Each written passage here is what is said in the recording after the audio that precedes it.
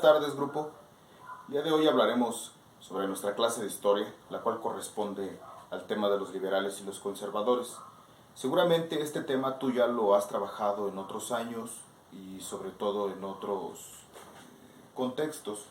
Solamente vamos a dar una breve descripción, por lo cual te va a parecer familiar. Es muy importante que tengamos en cuenta el concepto de liberal y el concepto de conservador y sobre todo qué es cada uno de ellos.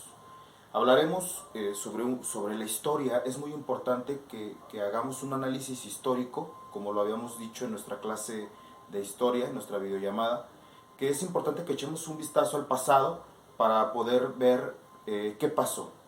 Y es muy importante el tema de los liberales y los conservadores porque anteriormente los que gobernaban y los que dominaban el mundo eran los conservadores. ¿Quiénes son los conservadores? Los conservadores eran los reyes. Los reyes heredaban el trono a sus hijos, se heredaba el poder. Los reyes decían que ellos eran reyes porque Dios así lo había querido, porque ellos se consideraban que Dios los había elegido como reyes para poder gobernar la tierra, mientras que Dios gobernaba el cielo. Entonces, cuando las personas hablaban en contra de los reyes o que incluso decían algo que estaban en desacuerdo, olvídate, les iba súper mal. Los sacrificaban, los ahorcaban o no podían expresarse. ¿Quién era el rey? El rey, vamos a iniciar con nuestra fecha, por favor. 18 de octubre del 2021. Entonces, vamos a hacer un cuadro y vamos a poner liberales y conservadores. Liberales y conservadores incluye tanto mujer como hombre. Los conservadores, como te comentaba, eran, número uno, los reyes. Sí. El rey era quien representaba la mano de Dios en la tierra. Ok. Esta situación de los reyes no solamente era porque o no estuvo tan mal. Donde ya no estaba tan bien fue cuando empezaron a ultrajar los recursos del pueblo y el pueblo se empezó a rebelar. Con el rey empezaron a dominar 300 años después de Cristo hasta el siglo XVIII. Fue aproximadamente como por el 1700. 1700 y 300 antes de Cristo. Después, perdón. Fue en el año 300 hasta el año 1700 cuando quisieron que la religión ya no gobernara. ¿Por qué? Porque la religión empezó a dominar al mundo no solamente a través de la palabra de Dios, del Evangelio, sino que la gente que no quería creer en Dios los empezaron a hacer creer de modos brutales. Y entonces esto pasó. ¿Sí? Incluso la religión que era el rey y que el rey era a la vez el papa, porque el papa antes era quien se proclamaba rey, porque te vuelvo a repetir, la religión católica era quien gobernaba, era quien tenía. ¿Cómo fue expandiendo su poder cuando el rey o el papa iban a las guerras? Se les llamaba cruzadas. Si perdían, ellos perdían el territorio que estaban gobernando. Si ganaban, entonces se apropiaban de los soldados que sobrevivían y sobre todo también del territorio que era de los soldados, de las familias, de los recursos, de los animales, de todo. Y así fue como se empezó a expandir el reino. Así fue como se empezó a expandir la religión y así fue como se empezó a expandir todo el pensamiento de los reyes y que eran los que dominaban. Hasta que la gente estuvo en desacuerdo. La gente estuvo en desacuerdo y surge algo llamado el siglo de las luces. El siglo de las luces fue cuando se dejó de ver toda esta parte de la religión, cuando ya no queríamos estar dominados por esta cuestión religiosa, y a esta cuestión religiosa se le llamó oscurantismo.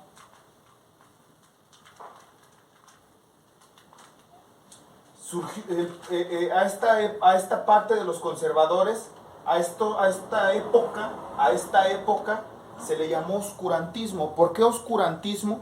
Porque no podías pensar. Si pensabas te regañaban, si pensabas te decían que eso no era correcto. No podías opinar, no podías incluso preguntar ¿y de dónde viene Dios? O no podías hacer preguntas como ¿y por qué el rey sí puede comer carne y las personas no? Porque cuando las personas era tiempo de que no comieran carne, si llegaban a comer, también los maltrataban demasiado con instrumentos que el rey mandó hacer para que la gente dejara de desobedecer. Los elementos de tortura, toda la tortura que las personas vivieron desde el 300 hasta el 700 fue inolvidable. Entonces, por esta razón, se le llamó oscurantismo. Y en contra de estos oscurantismos surge esto que se llamó liberales.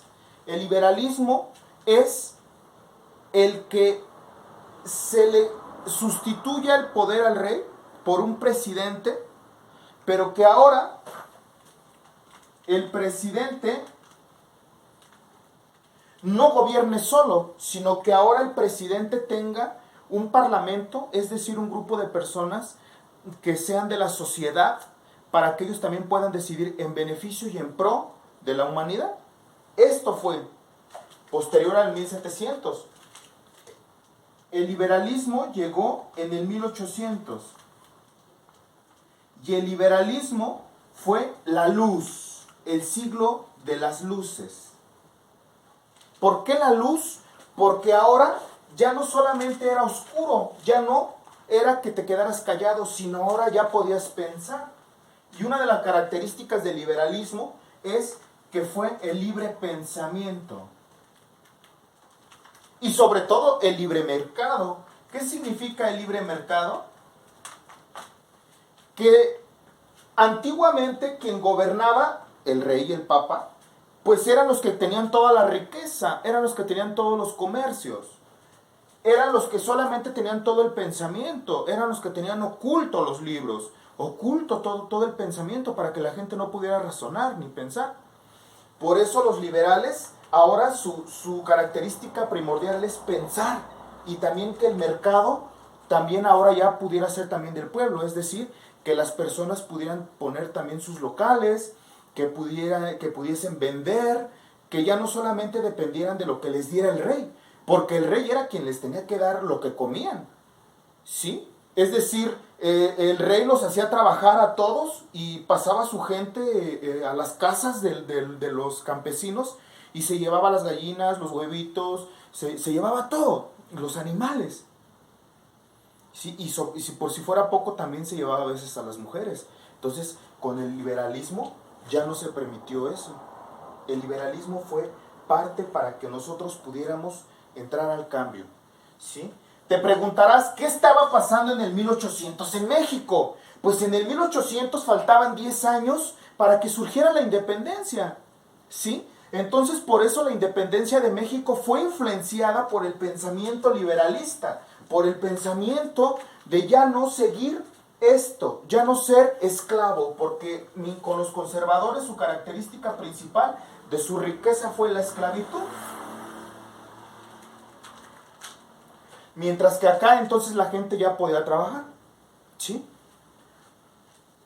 Bien. Mientras que en 1800 esto pasaba en Europa, en México en 1800 ya estaba Hidalgo planeando cómo dejar de pertenecer a España, porque no hay que olvidar que en 1500 nos gobernó un rey. En el 1521 llegaron los españoles con su rey de España para dominarnos y hacernos sus esclavos, ¿sí? Por eso es que Miguel Hidalgo se organiza para traernos la libertad. ¿En qué consistía esta libertad? Dejar de ser esclavos del rey. Y el rey, recuerda que venía de España. Muy bien. Cuando termina la independencia, en 1810,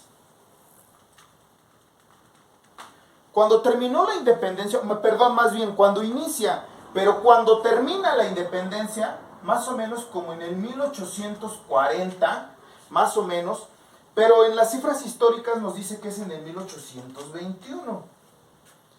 Cuando termina, sigue el pensamiento de libertad. Sin embargo, en México también seguían los conservadores.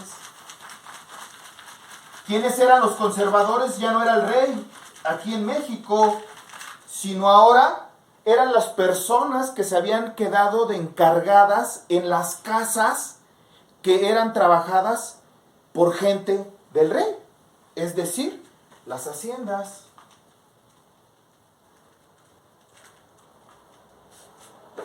Y entonces el rey seguía teniendo su riqueza. ¿Por qué? Porque aún así siguió permaneciendo el pensamiento. Y por eso fue una lucha entre liberales y conservadores. Es decir, nosotros queremos libertad, ustedes no quieren libertad, ustedes quieren dinero nada más a costa de la libertad de las personas. ¿Sí? Así sucedió y así fue un conflicto sucesivamente hasta que en 1850, Benito Juárez, siendo gobernador de México, estuvo ideando y pensando cómo es que podía quitarle el poder a los conservadores. Es decir, que aquí el rey todavía seguía gobernando y que las haciendas eran apoyadas por la religión, ¿sí? Y que la religión eran las personas que tenían las riquezas más grandes, los grandes territorios. Hasta que en 1850 Benito Juárez, 1857, 1853, 1857, fue cuando proclama las leyes de reforma. ¿Y qué significan las leyes de reforma? Las leyes de reforma significaron que se le iba a quitar el poder en México a los conservadores, al rey totalmente, a los clérigos, a los papas, porque no es que fueran malos, lo que pasa es que tenían mucha riqueza y el pueblo se estaba muriendo de hambre. Entonces por eso Benito Juárez hizo las leyes de reforma, le quitó el poder, ¡pum! Las iglesias las hizo un poco más pequeñas, le dijo al papa y a los sacerdotes, los sentó en una mesa y les dijo, a ver, jóvenes, a partir de ahorita, estas leyes dicen que ustedes ya no pueden decidir en nada que tenga que ver con la política ni con el pueblo. Ustedes dedíquense a lo que les corresponde. Y entonces a partir de estas leyes de reforma, los papas, los sacerdotes, nada más pueden dar consejos a la sociedad, sin embargo no pueden verse tan inmiscuidos en las cuestiones políticas de participación social. ¿Sí? Bien. Esto fue con las leyes de reforma. Sin embargo, Benito Juárez posterior sube a la presidencia en el 1857, cuando Ignacio de Comonfort queda de presidente. Benito Juárez sube a la presidencia porque Ignacio de Comonfort traicionó. Él era el liberal, sin embargo se convirtió en un conservador. ¿Y qué querían los conservadores? Recordemos que los conservadores es riqueza, tienen que ver con las cuestiones religiosas y tienen que ver con las cuestiones solamente de decisión interna, nada más pueden decidir entre ellos, ¿sí? Y las leyes de reforma, entonces los liberales empezaron a votar por la política. Esto es parte de la política que marcó el principio de lo que ahora tenemos. Después de que llegó Benito Juárez, sube Porfirio Díaz a la presidencia. Y Porfirio Díaz era un liberal que quería totalmente la transformación de México, porque el presidente Porfirio Díaz, vamos a ponerle Porfirio Díaz, trajo el ferrocarril no es que lo haya traído, sino más que todo lo expandió y lo hizo súper grande con comercio con Estados Unidos. Y entonces es por eso que Porfirio Díaz mandó a México a ser potencia mundial, porque expandió las comunicaciones de comercio, trajo el ferrocarril, generó electricidad, cuando se fundaron las plantas de electricidad. Las plantas de electricidad, hubo tabaqueras y sobre todo se empezaron a utilizar las primeras calles, se empezaron a pavimentar y a empedrar las primeras calles, se empezaron a utilizar los cestos de basura, se empezaron a utilizar jabón, se empezó a utilizar jabón porque antes no había jabón. Porfirio Díaz trajo jabón, empezó a traer como un poco más de la cuestión francesa. Todo esto era francés y todo esto fue pensamiento liberal en apoyo a México y estuvo en contra del conservadurismo. Sin embargo, después Porfirio Díaz se dice que se convirtió en un conservador. ¿Por qué? Porque quería mantener el poder y los que quieren mantener el poder son los conservadores. Por eso Porfirio Díaz duró 36 años en el poder. 36 años. Por eso se le dice que se volvió un conservador, a lo cual desató una lucha. ¿Cuál fue esta lucha? A esta época se le llamó el Porfiriato. El Porfiriato. ¿Sí? Sin embargo, el pensamiento liberal seguía. No podían cambiar. Y el pueblo se empezó a organizar y surgió una lucha que se llamó la Revolución Mexicana en 1910. ¿Sí? En 1910 surgió una lucha en contra del porfiriato, porque Porfirio Díaz utilizaba el ejército, porque utilizaba la esclavitud,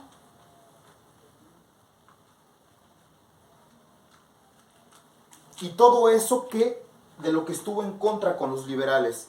Y así es como surge un movimiento liberal en 1910 llamado la Revolución Mexicana, encabezada por Madero, ¿sí?, por Venustiano Carranza y por Pancho Villa principalmente, que son como las personificaciones. Pero falta Pascual Orozco, faltan muchísimos personajes que dieron pauta a esto, a lo cual para eso te vamos a dejar la siguiente investigación. Espero que con este tema nos haya quedado un poco claro la cuestión entre los liberales y los conservadores, por qué surge cada uno, surge cada otro. Recuerda que los conservadores querían mantener el poder a costa de lo que fuera, mientras que los liberales pues seguían luchando por los ideales de que las personas tuvieran la libertad de pensar, la libertad de tener su dinero, que ya no dependieran tanto del rey, que ya no dependieran tanto de esa cuestión aristócrata que era toda la gente que empezaba a utilizar las necesidades del pueblo para su beneficio propio. Por eso el pueblo siempre se organizó para ir en contra de eso, ¿sí? La revolución y la independencia fueron dos hechos importantes en México que marcaron una trascendencia. ¿Por qué? Porque fueron dos luchas liberales en contra de los conservadores que quisieron dominar el pueblo y quisieron someterlo a costa de su beneficio. Entonces, espero que este video nos haya sido explicativo y recuerda que cualquier duda, comentario, pues me la puedes preguntar. Que tengas una excelente tarde.